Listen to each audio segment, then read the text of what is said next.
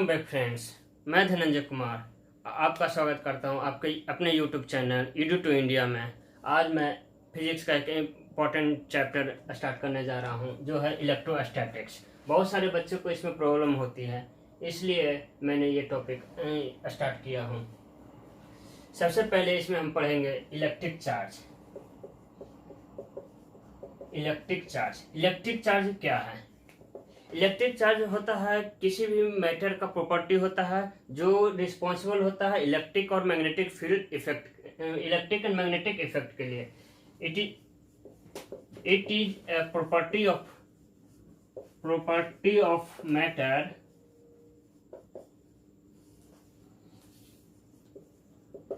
which is responsible for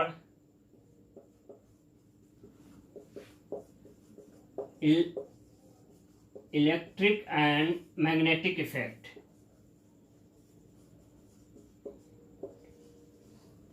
electric charge और electric charge दो प्रकार के होते हैं। Types of electric charge. ये होता है पॉजिटिव और एक होता है निगेटिव। पॉजिटिव मीन्स क्या हुआ कि number of electrons is less than number of proton, तो वो कहलाता है पॉजिटिव चार्ज। और निगेटिव चार्ज होता है number of electron is greater than number of proton, तो वो कहलाता है negative charge.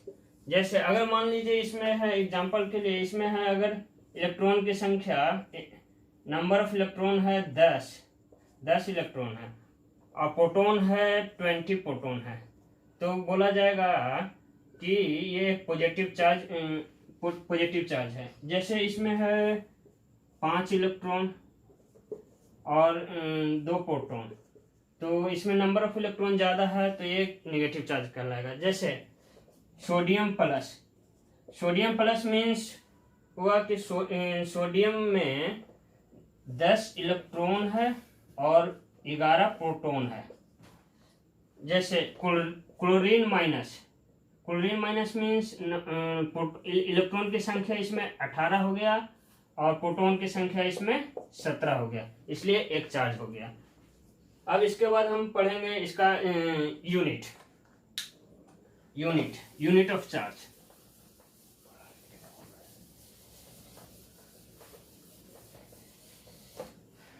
Unit of charge ऐसा यूनिट होता है, इसका चार्ज का ऐसा यूनिट होता है कूलम, जिसे डिनोट किया जाता है C से। और सीजीएस यूनिट होता है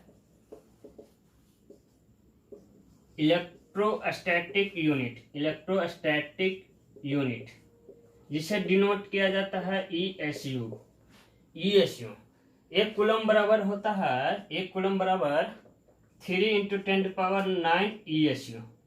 एक चार्ज का एक बड़ा यूनिट होता है जिसे कहते हैं लार्ज यूनिट होता है, वो होता है फराडे। 1 फराडे बराबर होता है 96500 कूलम। ये यूनिट हो गया।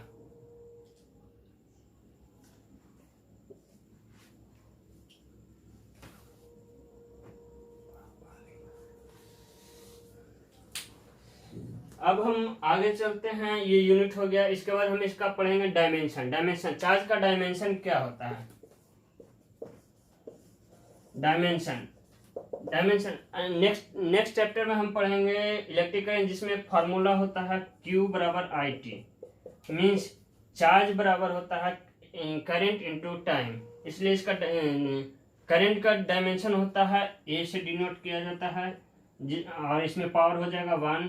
टाइम का डायमेंशन होता है T, इसमें पावर 1 हो जाता है, तो इसका डायमेंशन, चार्ज का डायमेंशन हो जाएगा A⁴ T⁴ अब इसके बाद हम पढ़ेंगे प्रॉपर्टी ऑफ चार्ज का प्रॉपर्टी पढ़ेंगे कि चार्ज का प्रॉपर्टी कौन कौन सा है।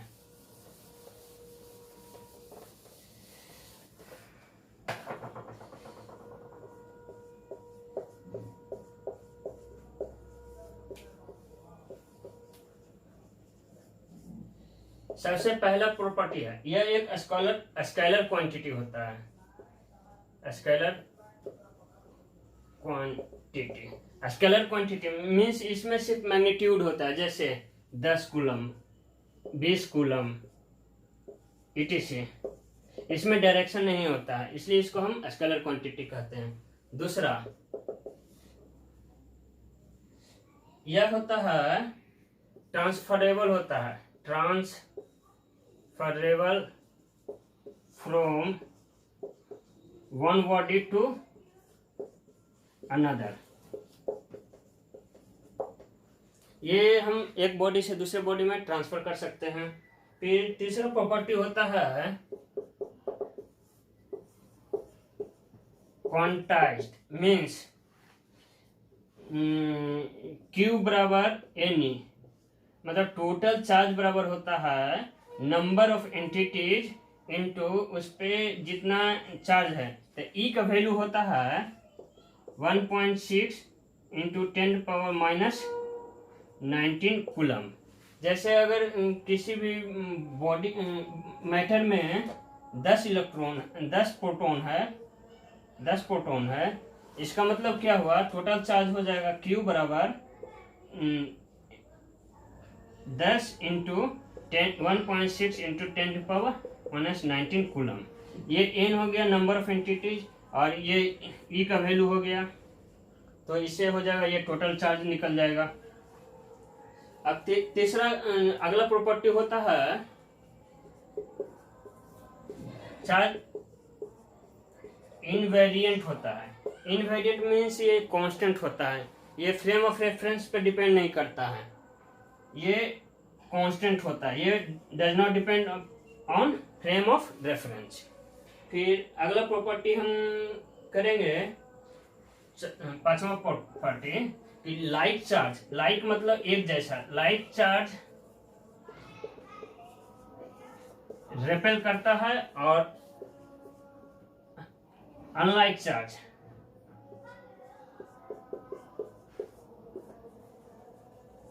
अट्रैक्ट करता है।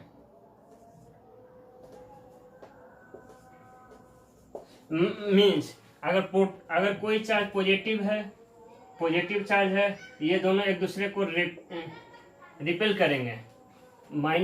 अगर कोई नेगेटिव चार्ज है दो, तो ये एक दूसरे को रिपेल करेंगे।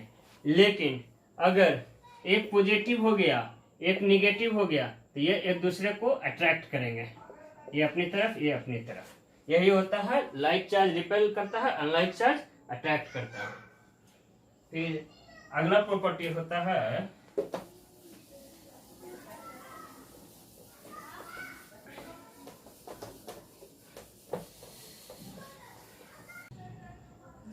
नेक्स्ट प्रॉपर्टी है कि अगर चार्ज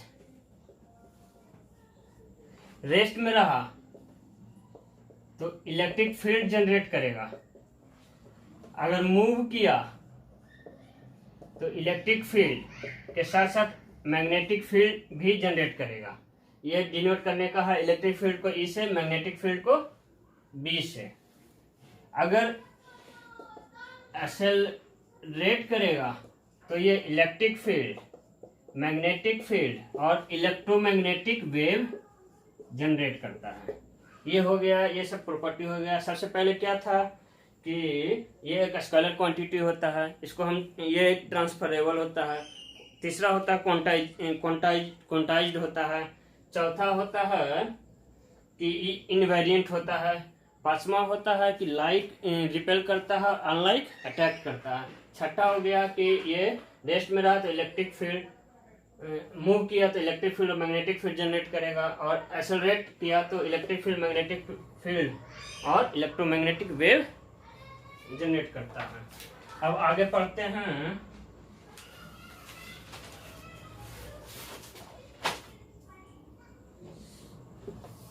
अब कुछ न्यूमेरिकल सॉल्व करते हैं क्वांटाइजेशन प्रॉपर्टी पे।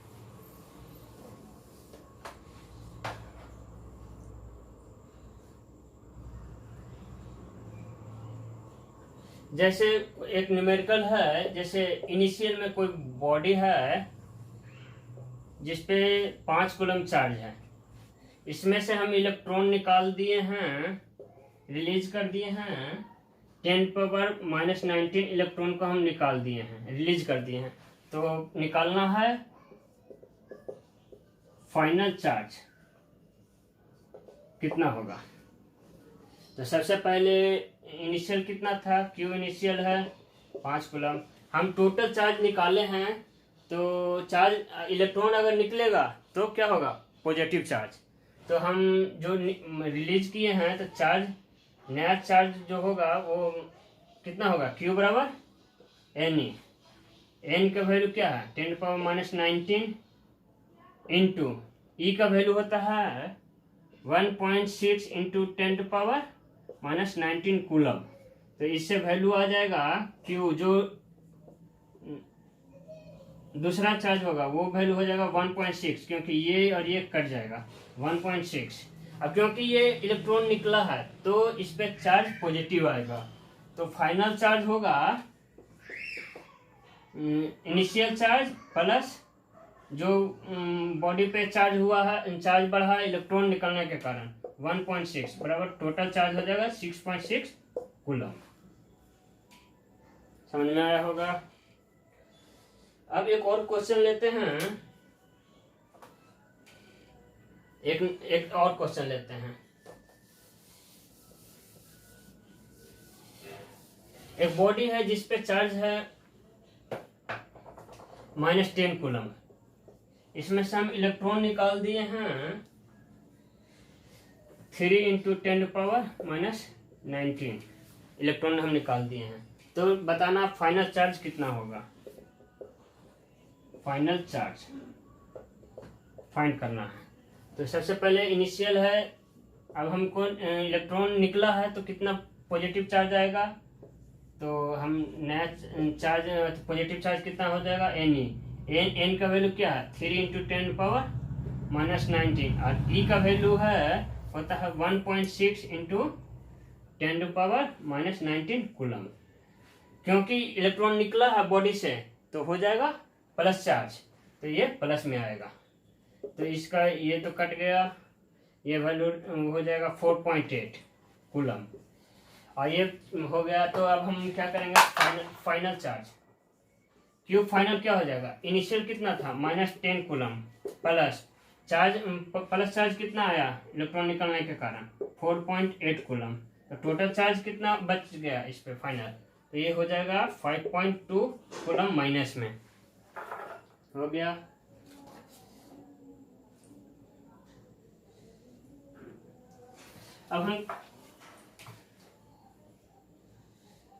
अब एक और न्यूमेरिकल लेते हैं जिससे और अच्छा से समझ में आ जाएगा क्वांटाइजेशन प्रॉपर्टी। एक न्यूमेरिकल लेते हैं जिसमें जैसे है कि हमको 100 ग्राम वाटर दिया हुआ है, इसमें निकालना है find the number of electron, number of electrons कितना होंगे वो निकालना है।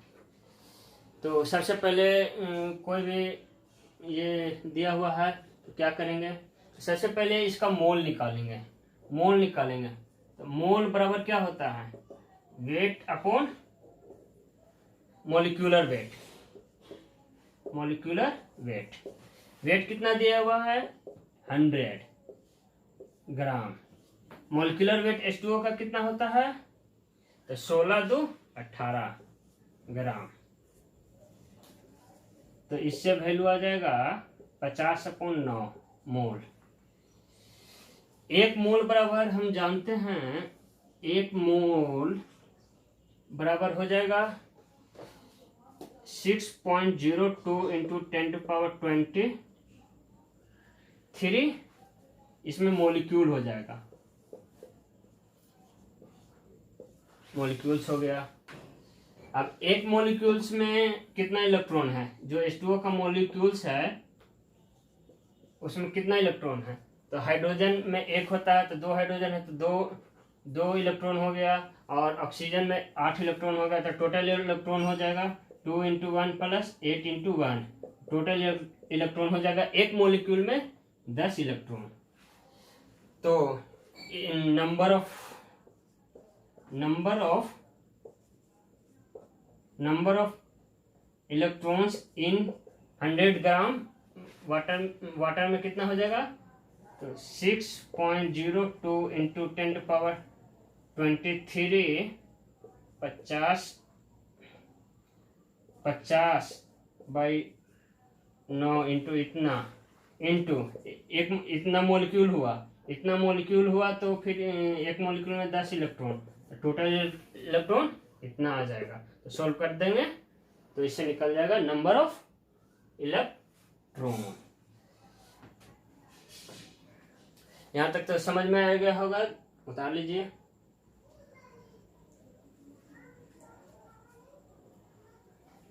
एक और क्वेश्चन लेते हैं इसी पे बेस्ड।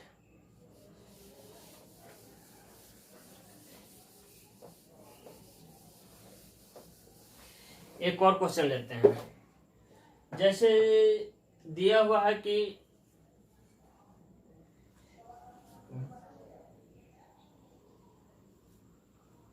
कोई भी बॉडी पे 10⁻⁻19 कूलम चार्ज होगा या कि नहीं होगा, यह चार्ज पॉसिबल है किसी बॉडी पे या नहीं पॉसिबल है। तो हम एक प्रॉपर्टी जानते हैं, चार्ज इज क्वांटाइज मीन्स अगर n का वैल्यू अगर इंटीजर में आ गया, n का वैल्यू अगर न्यूमेरिकल वैल्यू में आ गया, इंटीजर में जैसे 1 2 3 4, तो हम मानेंगे कि इस पे मतलब ये चार्ज पॉसिबल है। अगर नहीं आया तो नहीं है। सबसे पहले n का वैल्यू निकालेंगे, तो q बराबर क्या होता है, n का वैल्यू क्या हो गया, q/e।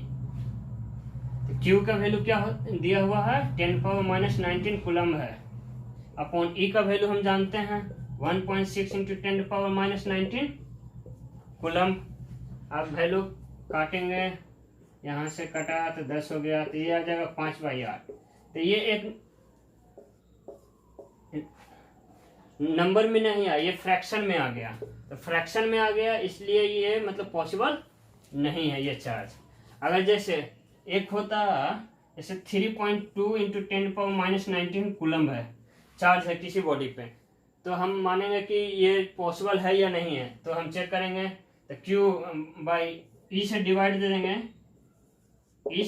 देंगे, 1.6 इंटू 10⁻⁻19 कूलम से। जब ये डिवाइड दे देंगे तो 2, ये एक न्यूमेरिकल वैल्यू आ गया, मीन्स ये चार्ज पॉसिबल है, जबकि ये चार्ज पॉसिबल नहीं है। देखिए, उतारिए, फिर आगे बढ़ते हैं।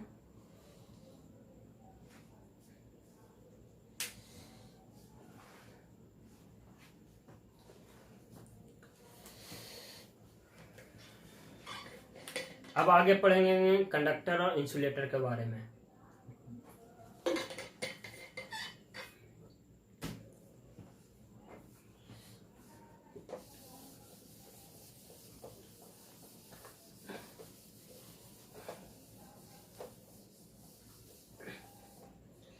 कंडक्टर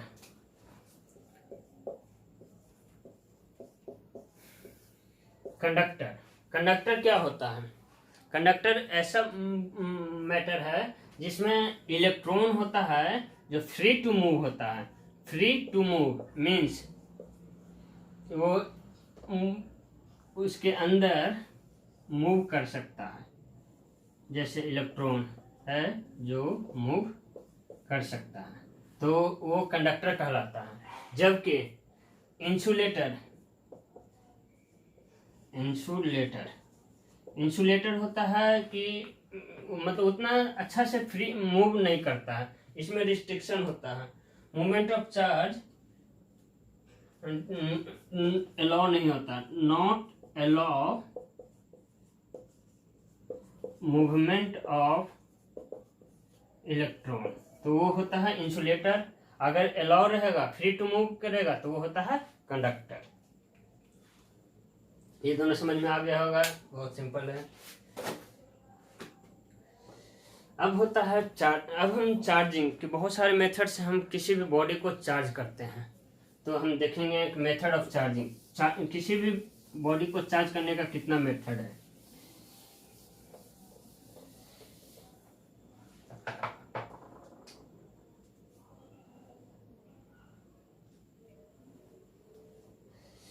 मेथड ऑफ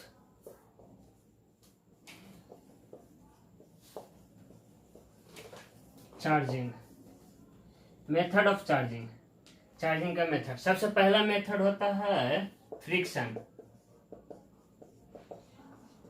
फ्रिक्शन मतलब हम जैसे दो बॉडी है उसको आपस में रगड़ेंगे तो वो बॉडी चार्ज कर जाएगा। जैसे ये दो बॉडी है, अगर रगड़ेंगे तो इसमें इलेक्ट्रॉन का ट्रांसफर होगा जिसके कारण वो चार्ज हो जाएगा। इसका होता है कि अगर हम कोई भी बॉडी को रब करते हैं तो इलेक्ट्रॉन होता है जो ट्रांसफर होता है lower work function to higher work function. और वर्क फंक्शन पढ़ाएंगे इसके बाद थोड़ा सा में। देखिए lower work function to higher work function.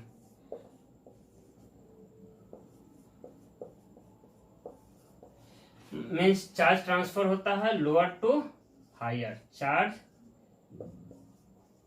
Transfer होता है lower to higher work function.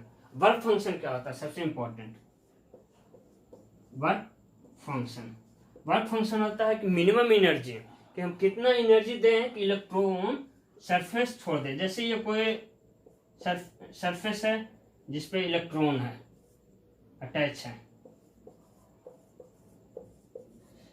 हम कितना एनर्जी इसको दें, एनर्जी दें एच न्यू, एनर्जी का एच न्यू, कि ये इलेक्ट्रॉन होता है जो इजेक्ट हो जाए बॉडी से, तो वही होता है मिनिमम एनर्जी कि ये इलेक्ट्रॉन्स इजेक्ट हो जाए, वही कहलाता है वर्क फंक्शन। तो फ्रिक्शन के कारण लोअर वर्क फंक्शन से हायर वर्क फंक्शन में इलेक्ट्रॉन का ट्रांसफर होता है। अब दूसरा मेथड होता है कंडक्शन।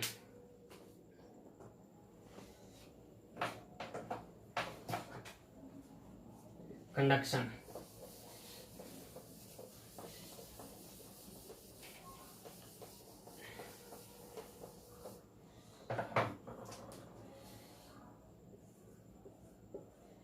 कंडक्शन ये जब हम दो कंडक्टर को, जैसे एक कंडक्टर है, दो कंडक्टर है, दूसरा कंडक्टर फर्स्ट सेकंड को अगर हम कनेक्ट करते हैं तो चार्ज का ट्रांसफर होता है, इलेक्ट्रॉन का ट्रांसफर होता है। तो यही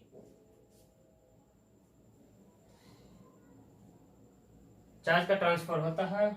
ये कैसे होता है, तो electron flow from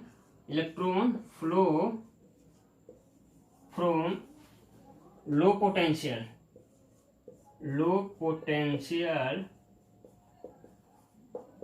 to high potential, electron का फ्लो होता है।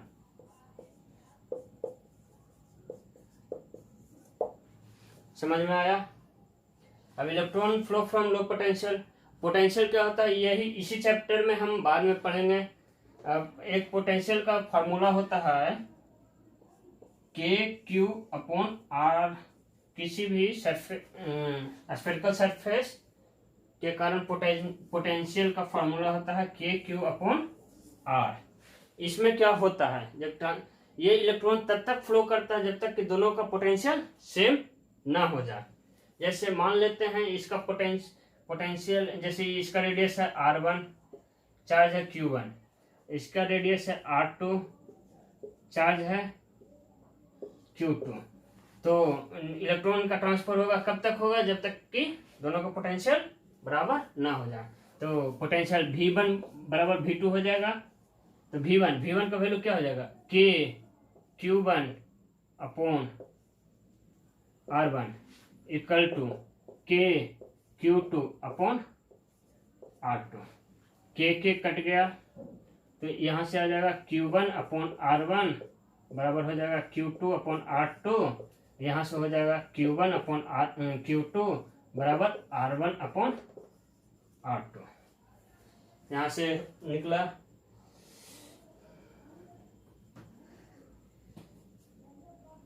तो इसका मतलब क्या हुआ कि Q is directly proportional to radius of sphere conductor. अब अब क्यू नेट कितना हो जाएगा, दोनों का चार्ज सबसे पहले ऐड करेंगे, मतलब कितना कितना ट्रांसफर हुआ चार्ज, वो निकालने के लिए एक फॉर्मूल देखते हैं।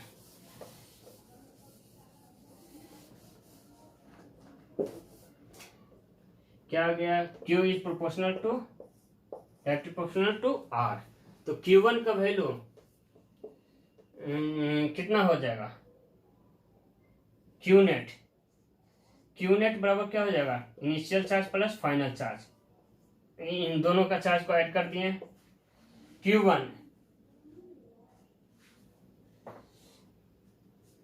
Q1 का वैल्यू क्या हो जाएगा, तो Q is directly proportional to R, तो जो इसका है वही, तो R1 upon R1 plus R2 into Q net, और Q2 कितना हो जाएगा, R2 upon R1 plus R2 into Q net. Q net क्या है, Q1 प्लस दोनों का चार्ज का एडिशन। समझ में आया होगा। अब इस पे न्यूमेरिकल सॉल्व करते हैं, उससे ज़्यादा समझ में आएगा।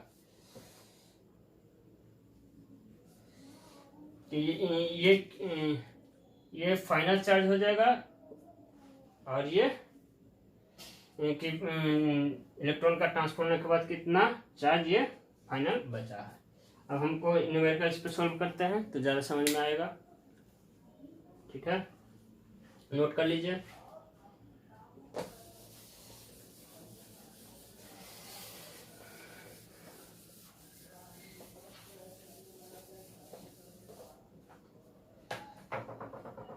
जैसे एक न्यूमेरिकल लेते हैं, एक कोई चार्ज है, इस पे चार्ज है Q, रेडियस है R।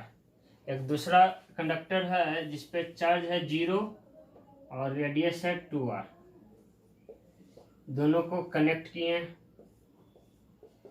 तो फाइनल चार्ज निकलना है। फाइनल चार्ज क्या होगा, फाइनल चार्ज हमको निकालना है। ठीक है, तो सबसे पहले क्या करेंगे, Q नेट निकालेंगे। Q नेट कितना हो जाएगा, ध्यान दीजिएगा, Q नेट क्या हो जाएगा, दोनों के ऊपर जो चार्ज है उसको ऐड कर देंगे, तो Q प्लस 0, Q नेट क्या हो जाएगा Q। अब हम फाइनल चार्ज निकालेंगे, तो इसको मान लेते हैं Q1 फाइनल चार्ज है और Q2, तो Q1 बराबर क्या हो जाएगा, Q1 बराबर हो जाएगा इसका रेडियस, क्योंकि डायरेक्टली प्रोपोर्शनल होता है, डिवाइडेड बाय दोनों का रेडियस को ऐड करेंगे into Q net. Q net क्या है Q, इससे हमको आ जाएगा Q3, मीन्स इस पे फाइनल चार्ज हो जाएगा फर्स्ट वाले पे Q/3 कूलम। अब सेकंड वाले पे हम निकालेंगे, कितना हो जाएगा, तो Q2 हो जाएगा सेकंड वाले का रेडियस 2R, दोनों का सम R plus 2R into Q net Q, तो इससे हो जाएगा, इस पे चार्ज हो जाएगा फाइनल चार्ज 2Q/3 कूलम। ऐसे ही 2-3 क्वेश्चन सॉल्व करते हैं, तब तक उतारिए तो ज़्यादा समझ में आएगा।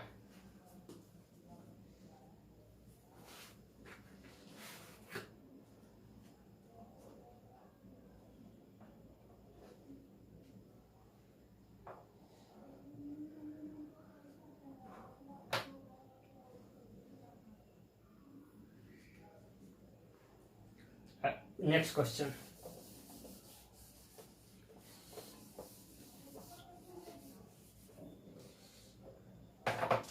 इस पे है 20 कूलम चार्ज, इस पे है 40 कूलम चार्ज, ये R 2R, और हमको निकालना है फाइनल चार्ज दोनों पे कितना होगा। फाइनल चार्ज निकालना है। सबसे पहले क्या करेंगे, Q नेट निकालेंगे, टोटल चार्ज, नेट चार्ज इस पे कितना है दोनों पे, तो 20 coulomb plus 40 coulomb, total charge क्या हो जाएगा 60 कूलम। अब हमको निकालना है फर्स्ट वाले पे क्या फाइनल चार्ज क्या होगा, तो फर्स्ट वाले पे फाइनल चार्ज निकालने के लिए Q1 बराबर हो जाएगा इसका रेडियस R डिवाइडेड बाय दोनों का रेडियस को ऐड कर देंगे R plus 2R into Q net क्या है 60 कूलम है, इसको जब सोल्व करेंगे तो आ जाएगा 20 कूलम चार्ज, इस पे हो जाएगा 20 × 60 1/3 20, सॉरी, अच्छा ये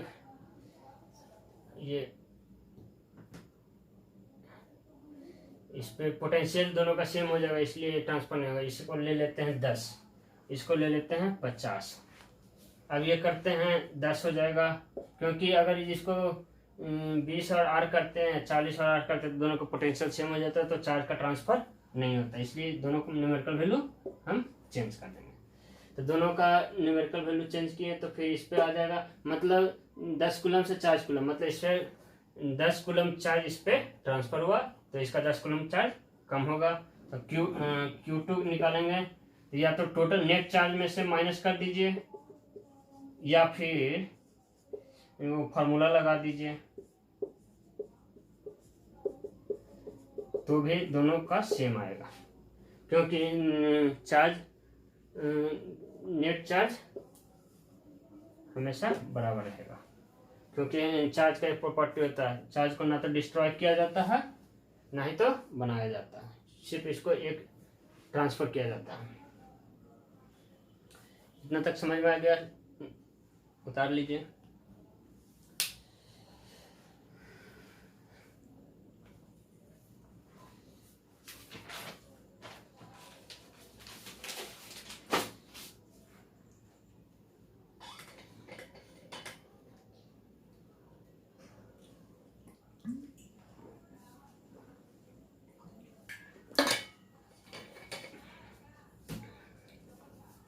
अब हम तीसरा मेथड पढ़ेंगे, जिसके द्वारा चार्ज का ट्रांसफर, मेथड ऑफ चार्जिंग का तीसरा जो होता है इंडक्शन। इंडक्शन ध्यान से देखिएगा, इंडक्शन क्या होता है। इंडक्शन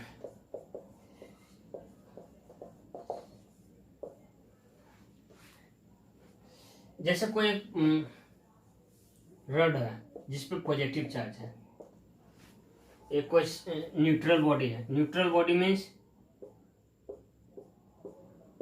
जितना इलेक्ट्रॉन है उतना प्रोटॉन है, तो ये एक न्यूट्रल बॉडी है।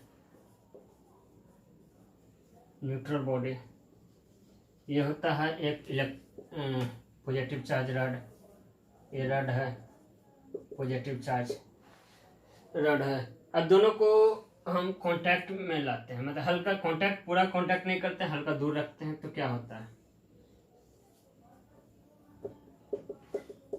तो ये न्यूट्रल बॉडी को ये इंड्यूस करेगा। इंड्यूस मीन्स क्या करेगा कि एक हम प्रॉपर्टी पढ़े थे कि लाइक चार्ज रिपेल करता है और अपोजिट चार्ज अट्रैक्ट करता है, तो ये क्या करेगा, इंड्यूस करेगा, मीन्स जितना भी नेगेटिव चार्ज है उसको अट्रैक्ट करेगा अपनी तरफ, तो जैसे 5, और जो पॉजिटिव चार्ज हुआ उसको रिपेल कर देगा। तो इस तरह का चार्ज एक वो बॉडी का चार्जिंग करेगा। ये दो भागों में बढ़ जाता है, जबकि ये न्यूट्रल होता है, लेकिन इसमें ये इधर इधर नेगेटिव चार्ज हो गया, इधर पॉजिटिव चार्ज हो गया। यही प्रोसेस कहलाता है इंडक्शन।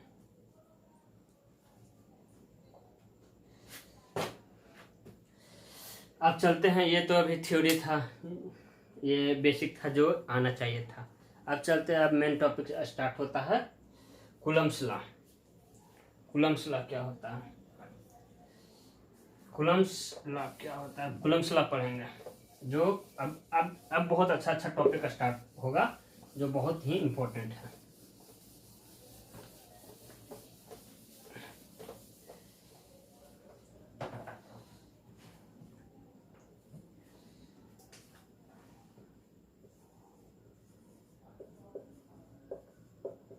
कूलम्स लॉ,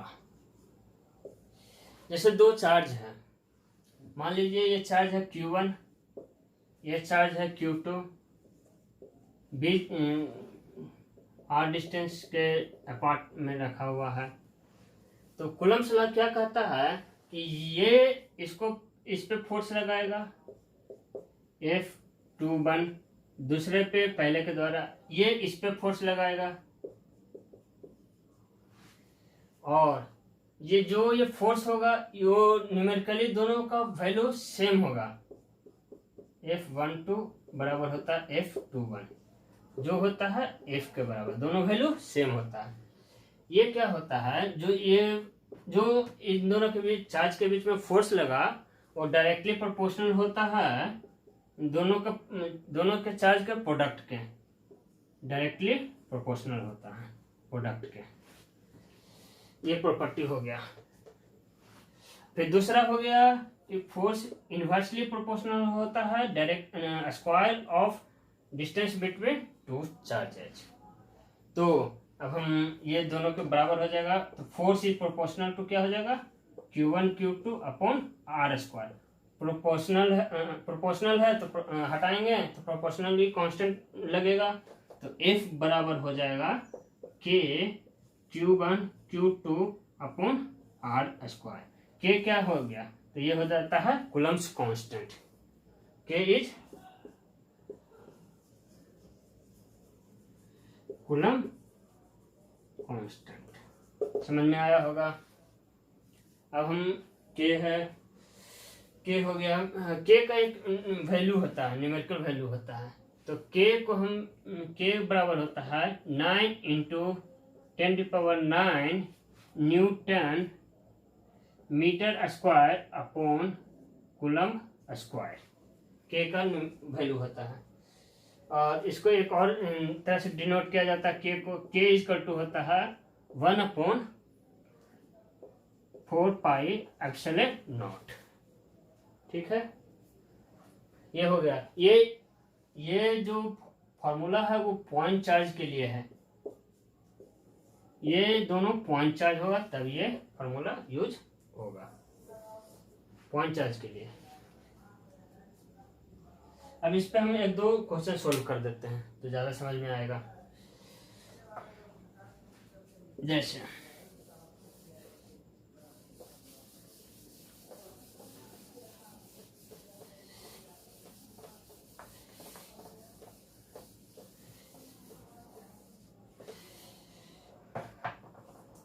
जैसे एक एक्स एक्सिस पे दो चार्ज रखा हुआ है, एक है 10 कूलम का, एक है 20 कूलम का, और दोनों के बीच का डिस्टेंस है मान लेते हैं 10 मीटर। तो हमको नेट फोर्स निकालना है, तो नेट फोर्स क्या हो जाएगा, 10 कूलम पॉजिटिव है, ये इसको रिपेल करेगा, ये इसको रिपेल करेगा। नेट तो फोर्स कितना हो जाएगा, फोर्स बराबर क्या हो जाएगा, फॉर्मूला लगा देंगे के Q1 Q2 upon R square. के का वैल्यू हम जानते हैं क्या होता है, 9 इंटू 10⁹ इंटू 10 इंटू 20 बाई 10⁻²। यहाँ से सोल्व करेंगे तो ये आ जाएगा 18 इंटू 10⁹ कूलम, 9 न्यूटन फोर्स लगेगा, क्योंकि फोर्स का यूनिट न्यूटन होता है। ये हो जाएगा क्वेश्चन। तो समझ में आया, ये बेसिक फार्मूला है जो याद होना चाहिए।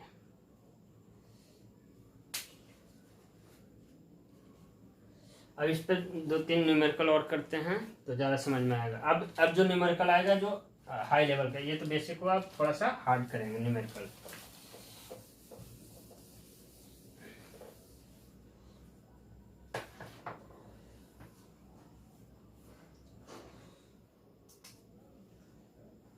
जैसे दो पॉइंट चार्ज हैं, अगला न्यूमेरिकल, जैसे ये एक Q1 है, एक पॉइंट चार्ज है Q2, दोनों के बीच का डिस्टेंस है R।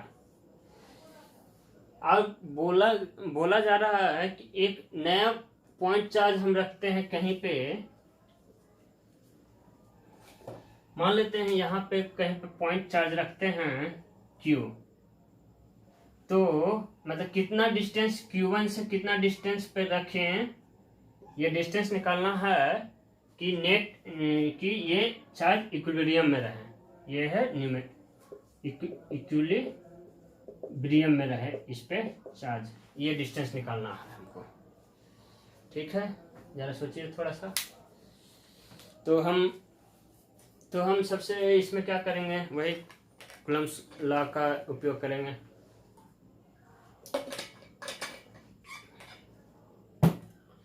कूलम्ब्स लॉ क्या कहता है हमको? Net force equilibrium. इक्विलिब्रियम मतलब क्या होता है? इक्विलिब्रियम मतलब होता है नेट फोर्स जीरो हो। Net force equal to zero, equilibrium का मतलब होता है। जैसे ये पॉजिटिव चार्ज है, ये इस पे फोर्स लगाएगा F1, ये इस पे लगाएगा F2। अगर दोनों बराबर हो गया तो इक्विलिब्रियम में आ गया।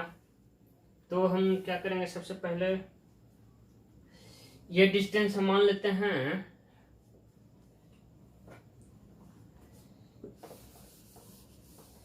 ये डिस्टेंस हम x से मान लेते हैं, यही हमको निकालना है। अगर ये x हो गया, टोटल डिस्टेंस है r, तो ये डिस्टेंस कितना हो जाएगा? r minus x. अब हमको कूलम्ब्स लगा देते हैं और उसके बाद हो जाएगा F1 बराबर F2। तो नेट फोर्स जीरो हो गया, तो ये इक्विलिब्रियम में आ गया। F1 बराबर क्या हो जाएगा? K Q1 Q upon x square बराबर F2 क्या हो जाएगा? K Q2 Q upon R minus x का होल स्क्वायर।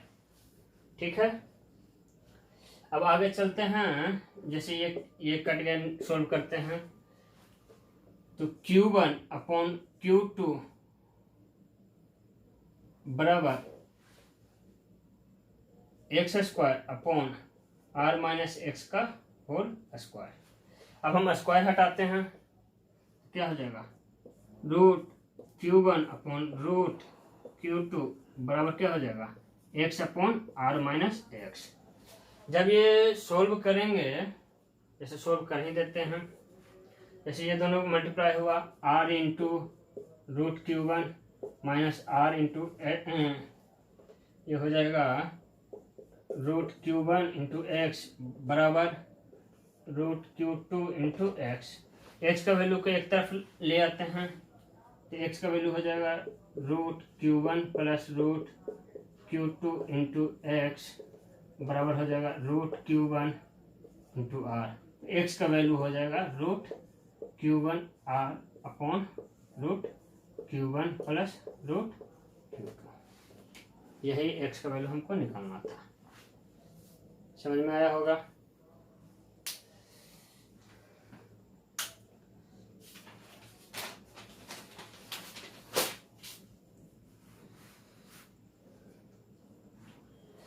अब एक अगला क्वेश्चन, एक और क्वेश्चन लेते हैं इसी तरह का।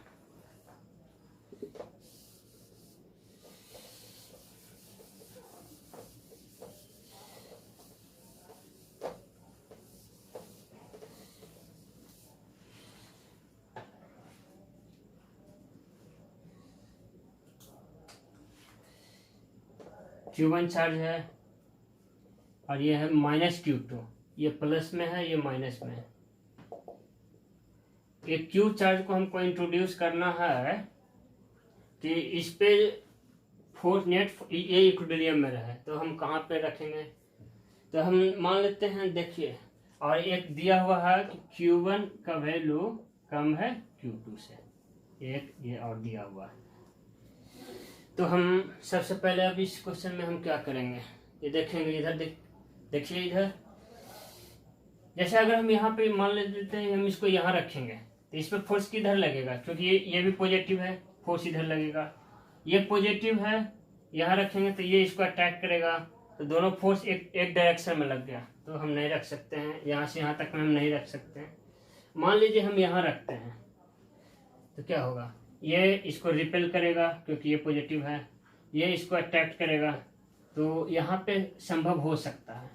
लेकिन फिर भी यहाँ एक दिक्कत है, क्योंकि हम यहाँ पे दिया हुआ है Q1 का वैल्यू छोटा है। तो Q1 का वैल्यू छोटा है, तो ये होता है, फॉर्मूला क्या होता है? K Q1 Q2 upon R square होता है। Q1 का वैल्यू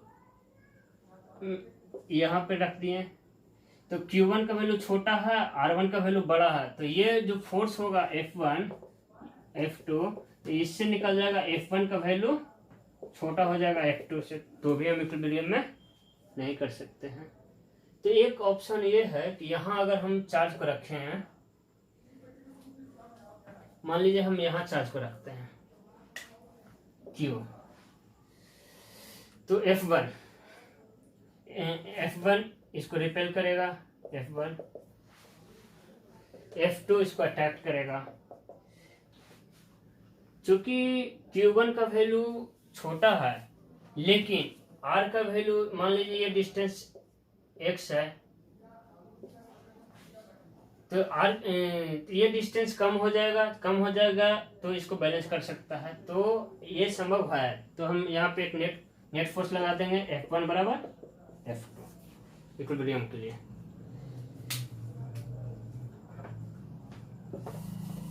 F2 लगा देंगे तो F1 क्या हो जाएगा, Q1 Q upon x square बराबर Q2 Q upon R plus x का स्क्वायर। सिमिलरली वही सॉल्व करेंगे तो ये कट जाएगा, Q1 अपॉन Q2 बराबर क्या हो जाएगा, x square upon R plus x whole square. ये हुआ, रूट को हटाएंगे तो root Q1 upon root Q2 बराबर क्या हो जाएगा, x upon R plus x. यहाँ से x सोल्व कर लेंगे तो निकल जाएगा। x सोल्व करने के बाद आ जाएगा root Q1 upon Q2 minus Q1 root Q1 into R। जब सोल्व करेंगे तो ये वैल्यू आ जाएगा x का, यही हमको निकालना था। और कहाँ पे रखाएगा, तो यहाँ पे रखाएगा। ये हो गया लीनियर पोजीशन पे इक्विलिब्रियम हम पढ़ रहे थे। अब कुछ ऐसा सिस्टम है जिसपे पढ़ेंगे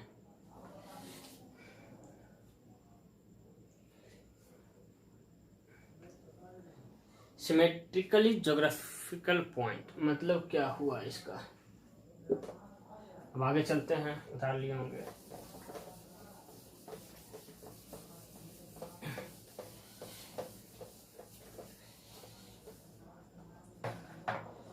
जैसे ये कोई एक इक्विलेटरल ट्रायंगल है, ठीक है, तो इक्विलेटरल है तो 60 डिग्री 60 डिग्री 60 डिग्री। इस पे चार्ज है Q Q Q, साइड है A।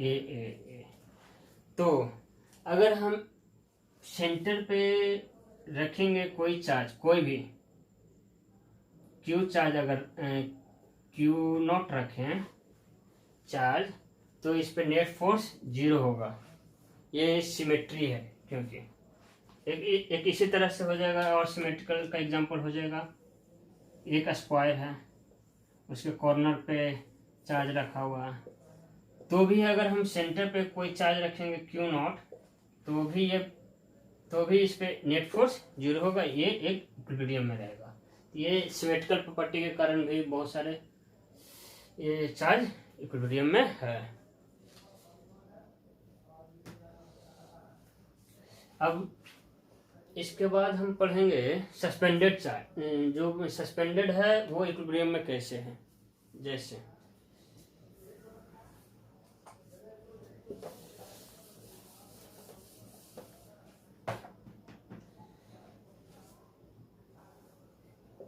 इक्विलिब्रियम ऑफ सस्पेंडेड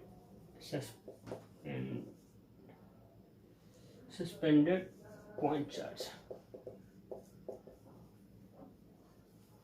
जैसे मान लीजिए एक सेलिंग है, इस पे स्ट्रिंग के द्वारा एक चार्ज, दूसरा चार्ज, इसका चार्ज Q1 मास M, Q, दो इक्वल चार्ज, दोनों का मास M, एक तरह का चार्ज है। तो ये दो इक्विलिब्रियम में है। तो हम इसको कैसे पता करें कि ये इक्विलिब्रियम में है। जैसे ये देखिए, इस पर हम कोई भी किसी पे हम वो कर देते हैं, फोर्स लगा देते हैं, नेट फोर्स 0 कर देते हैं। तो इस पे जैसे ये हम लिए, तो सबसे पहले इस पे टेंशन हुआ T, ये बीच का एंगल है दिया हुआ थीटा, ठीक है। तो इसका mg नीचे लगेगा,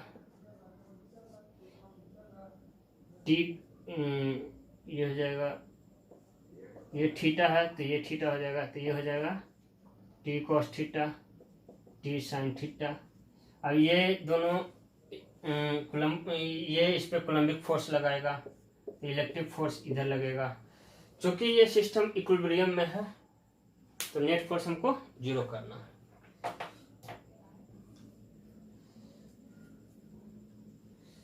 तो क्या हो जाएगा, टी साइन थीटा बराबर क्या हो जाएगा, इलेक्ट्रिक फोर्स।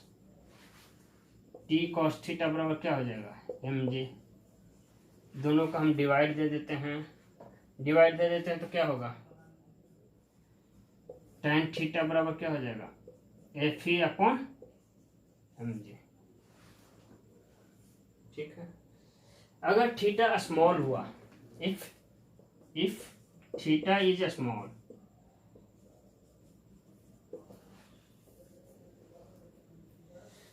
तो sine theta equal to tan theta equal to theta, जिसका वैल्यू हो जाता है x/2l। ये लेंथ l है तो ये वैल्यू हो जाएगा x/2l। ठीक है। तो अब ये वैल्यू को हम यहाँ पे रख देंगे। तो tan थीटा बराबर थीटा हो गया तो x/2l, तो x/2l बराबर क्या हो जाएगा, electric F E upon M G. यहाँ तक समझ में आया होगा। अब इलेक्ट्रिक फोर्स का वैल्यू रख देते हैं। 2 पॉइंट चार्ज है तो इलेक्ट्रिक फोर्स कितना हो जाएगा, कोलम्बिक फोर्स, तो x/2l बराबर हो जाएगा kq² अपॉन, ये दोनों के बीच का डायरेक्ट हमको डिस्टेंस निकालना है, यही निकालना है, x मान लेते हैं। तो x kq/x² upon M G. यहाँ से x का वैल्यू यहाँ से हम फाइंड कर लेंगे, तो x का वैल्यू आ जाएगा, जब ये सोल्व करेंगे तो x³ बराबर आ जाएगा 2kq² अपॉन एम जे। तो यहाँ से x का वैल्यू आ जाएगा q² अपॉन 2πε0 एम जी की पावर होल 1/3। यही वैल्यू निकालना था हमको, ये कितना दूरी पे रहेगा इक्विलिब्रियम पे, दोनों के बीच का डिस्टेंस निकालना था। यही ये हुआ सस्पेंडेड पॉइंट चार्ज। हाँ, सबसे पहले ये सिस्टम दिया हुआ है कि इसमें दिया हुआ निकालना है कि ये एल लेंथ का स्ट्रिंग है, क्यू चार्ज है, एम मास है, और इक्विलिब्रियम में है। इक्विलिब्रियम में कब रहेगा, जब ये दोनों के बीच का डिस्टेंस x निकालना है ताकि ये सिस्टम पूरा इक्विलिब्रियम में रहे। तो इक्विलिब्रियम में रहे तो मतलब नेट फोर्स हमको 0 करना है। तो सबसे पहले क्या करेंगे, सबसे पहले करेंगे यहाँ पे टेंशन टी हुआ, टी का component T cos theta T sine theta, ये इस पे इलेक्ट्रिक फोर्स कोलम्बिक फोर्स लगाएगा एफ ई, और इसका वेट के कारण ग्रेविटेशनल फोर्स लगेगा एम जी। सारे फोर्स को बराबर कर देंगे, तो टी साइन थीटा बराबर F E, T cos theta बराबर एम जी, दोनों को डिवाइड दे दिए तो हो गया क्या, tan थीटा बराबर हो गया F E upon M G. चूंकि थीटा स्मॉल होता है तो वो होता है कि साइन थीटा tan थीटा और थीटा, ये थीटा जब रेडियन में रहता है तो ये तीनों बराबर होता है जब थीटा स्मॉल में हो और थीटा रेडियन में हो। तो थीटा बराबर होता है, एक फॉर्मूला होता है आर्क अपॉन रेडियस।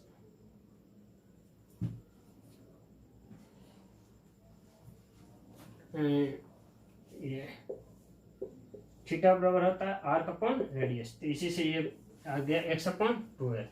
तो यहाँ ये वैल्यू अब हम यहाँ पे पुट कर दिए, tan थीटा की जगह पे x/2l, तो x/2l यहाँ कर दिए। इलेक्ट्रिक फोर्स बराबर क्या हो जाएगा, coulombic force kq² upon x², दोनों के बीच का डिस्टेंस, और ये हो जाएगा tan theta x/2 upon l हो गया। ये डिस्टेंस क्या था x/2, ये डिस्टेंस था x/2, साइन थीटा बराबर क्या हो जाएगा, sine theta perpendicular upon hypotenuse, तो यहाँ से ये आ गया था। ठीक है, बाकी ये वैल्यू रख दिए हैं, तो x का वैल्यू निकल गया, यही वैल्यू निकालना था।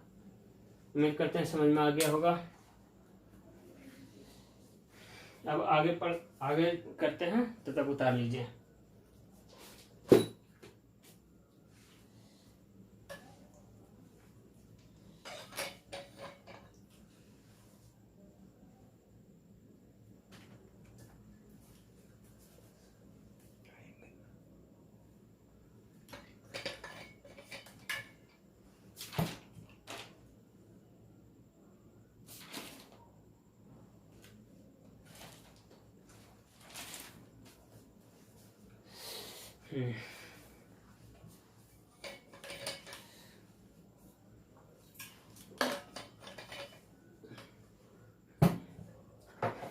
अब आगे चलते हैं, Coulomb's law in vector form, क्योंकि फोर्स है तो वेक्टर क्वांटिटी होगा। तो हम अगला टॉपिक है Coulomb's law in vector form.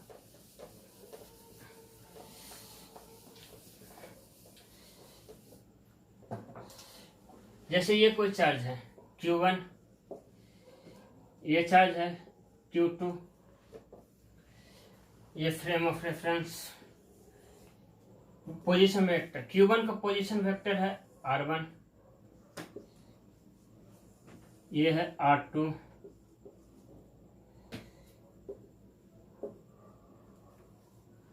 अब ये दोनों का पोजीशन वेक्टर हो जाएगा,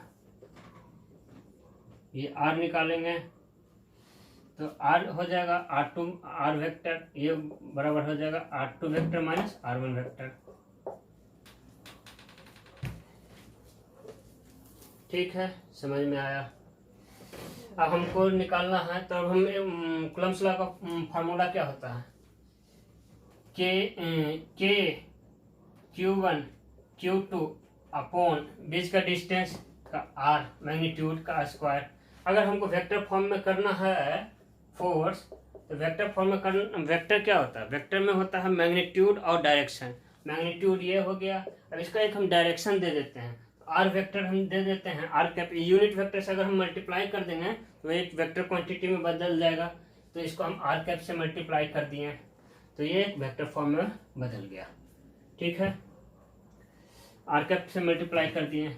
अब आर कैप बराबर क्या हो जाएगा, यूनिट वेक्टर बराबर होता है वेक्टर अपॉन उसका मैग्नीट्यूड। ठीक है, तो यहाँ से हो जाएगा के Q1 Q2 upon R square into R vector upon R. यहाँ से वैल्यू हो जाएगा के Q1 Q2 upon R Q into R vector. यह हो जाता है Coulomb's law in vector form. यहाँ तक तो समझ में आ गया होगा, उम्मीद करते हैं। और इस पे एक दो न्यूमेरिकल सॉल्व कर देते हैं तो ज़्यादा समझ में आएगा। ठीक है, उतार लीजिए।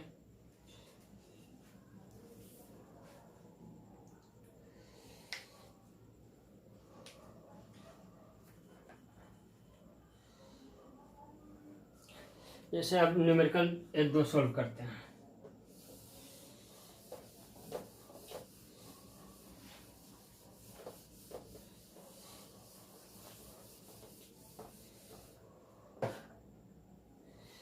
एक इक्विलैटरल ट्रायंगल है, ठीक है, उसके कॉर्नर पे चार्ज रखा हुआ है Q Q Q, identical charge है।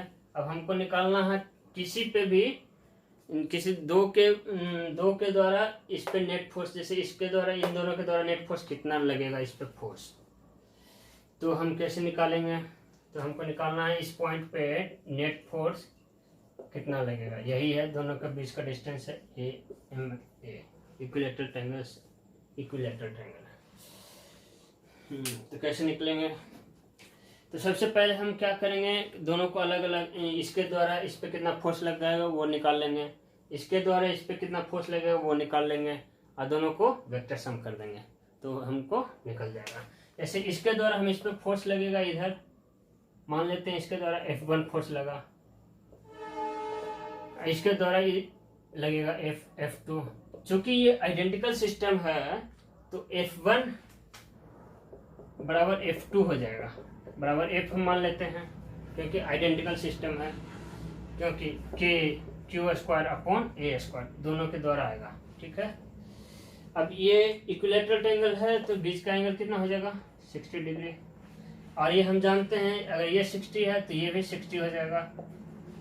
ठीक है, जब हमको दो वेक्टर है, दो वेक्टर के बीच का एंगल है तो रिजल्टेंट हम निकाल देंगे वेक्टर लॉ से। रिजल्टेंट का फॉर्मूला क्या होता है वेक्टर का, तो एफ नेट क्या हो जाएगा, वेक्टर का फॉर्मूला क्या हो जाएगा F1 का स्क्वायर, F1 क्या है एफ ही है, F1 का स्क्वायर प्लस F2 का square plus 2 F1 F2 into cos theta, यही होगा वेक्टर लॉस से नेट फोर्स। तो हम सबका वैल्यू रख देते हैं, F square plus 2f into cos 60 का वैल्यू क्या हो गया हाफ हो गया, यहाँ से सोल्व कर देंगे f इंटू 1/2, यहाँ से निकल जाएगा एफ स्क्वायर, तो यहाँ से तीनों का आ जाएगा 3f स्क्वायर, तो इसका आंसर हो जाएगा √3f नेट। और f का वैल्यू हम जानते हैं क्या है, ये वैल्यू यहाँ पे रख देंगे Q square upon A square f net, यही हो जाएगा नेट फोर्स का वैल्यू। ठीक है, समझ में आ गया होगा। एक दो क्वेश्चन और सोल्व कर देते हैं, इसके बाद क्लास को ऑफ करते हैं और फिर नेक्स्ट क्लास में मिलेंगे नेक्स्ट वीडियो के साथ। अभी 2-3 सोल्व कर लेते हैं। समझ में आया होगा, उतार लीजिए, मिटाते हैं।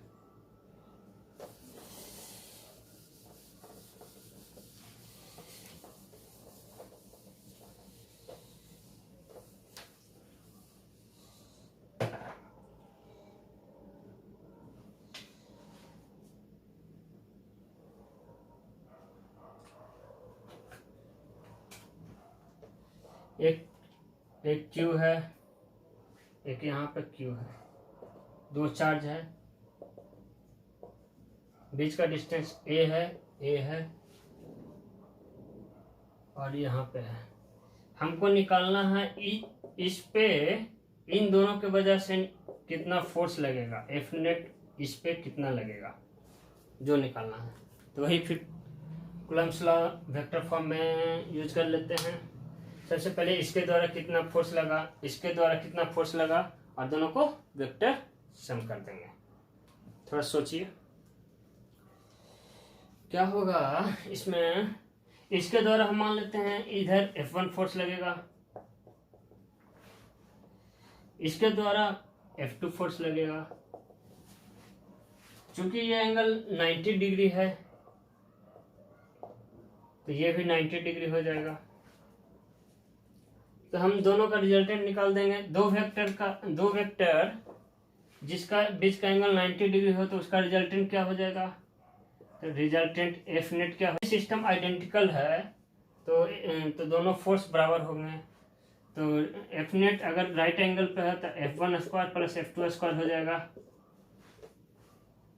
चूंकि ये सिस्टम आइडेंटिकल है तो F1 बराबर F2 बराबर हम F मान लेते हैं, तो ये हो जाएगा F square plus F square, यहाँ से वो वैल्यू हो जाएगा √2 इंटू एफ।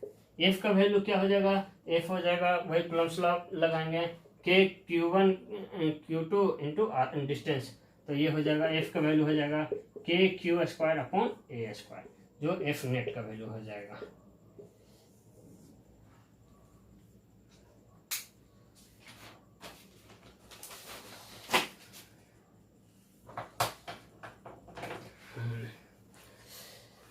यहाँ तक हो गया। उम्मीद करते हैं वीडियो अच्छा लगा होगा। अब मिलते हैं नेक्स्ट वीडियो में। नेक्स्ट इसके आगे का इससे आगे का पढ़ाई करेंगे। अगर अच्छा लगा हो तो लाइक करें, सब्सक्राइब करें और दोस्तों को शेयर करें, ताकि वो बच्चे जो नहीं कोचिंग लेने में सक्षम है या अच्छा कंटेंट प्राप्त करना चाहते हैं उन लोगों को फायदा मिले। तब तक के लिए बाय, मिलते हैं नेक्स्ट वीडियो में।